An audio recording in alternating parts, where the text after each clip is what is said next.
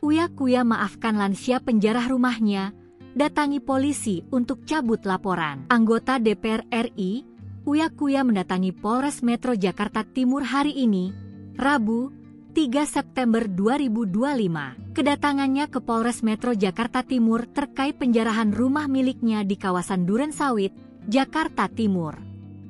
Uya Kuya ditemani sang istri, Astrid, mengambil langkah mengejutkan terkait kasus penjarahan rumahnya. Ia memutuskan untuk memaafkan salah satu terduga pelaku, seorang ibu lanjut usia atau lansia yang ikut membawa salah satu barang dari rumahnya.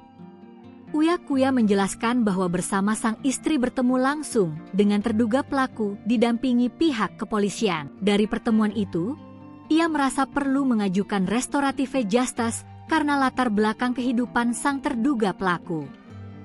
Uya menambahkan, inisiatif restoratif justice datang langsung dari dirinya sebagai korban. Ia ingin kasus yang melibatkan ibu tersebut dihentikan. Soal alasannya memaafkan, Uya menegaskan dirinya memang sudah ikhlas atas peristiwa penjarahan tersebut. Terlebih, sang ibu juga mengaku tidak memahami betul barang yang dibawanya.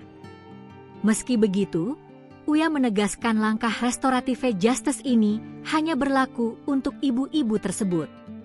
Untuk terduga pelaku lain, ia menyerahkan sepenuhnya kepada kepolisian.